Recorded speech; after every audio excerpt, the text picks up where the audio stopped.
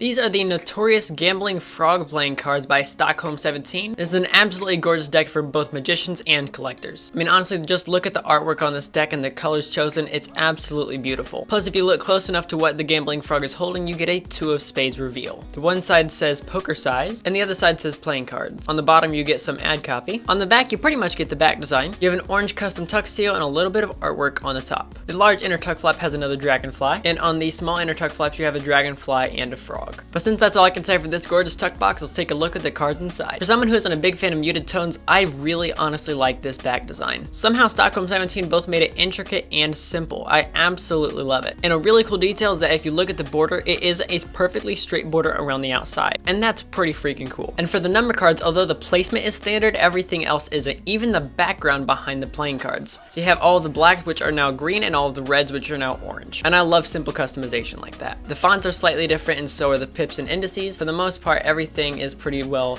standard. All the way through here are your diamonds. Then you have your clubs.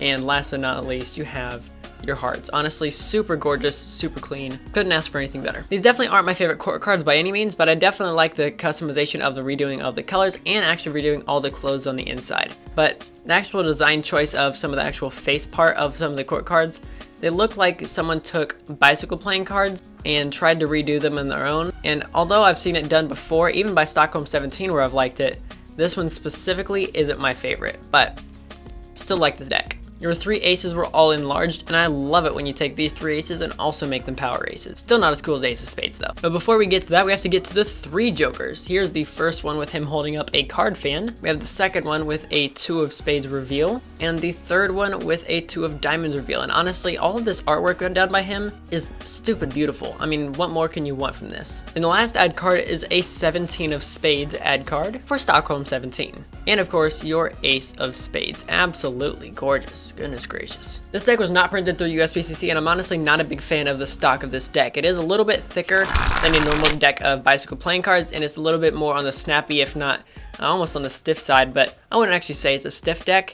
It's definitely on the snappy side, but honestly, I'm just not a huge fan of the way it feels, especially in comparison to a normal deck of bikes. But that doesn't mean this deck isn't going to be great for both buttery moves like Under Pressure. I mean, honestly, that still looks great. And right here you have Backdrop, which is definitely more of a snappy deck.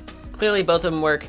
Nothing against any of this deck, but it's just not my personal favorite. When it comes to the Faro shuffle from bottom to top, definitely hard start, but definitely works. And from top to bottom, again, hard start, still Faros. So honestly, I just wish that they would have went through USPCC or even Cardamundi at this point. I'm just not a big fan of where they printed through. I think Stockholm 17 absolutely killed this deck, just WJPCC is not my favorite. Cardists, collectors, magicians, even people who want to play playing cards, everybody can use this deck, but personally I think collectors and magicians have it best. And if you want to pick up this deck for yourself, you can get it for 10% off in the description below. If you like deck reviews just like this, make sure to subscribe to the channel and ring the bell, and if you want to see my favorite deck of cards, you can check out the review right there. I'll catch you guys in the next one. This is CPM, signing off.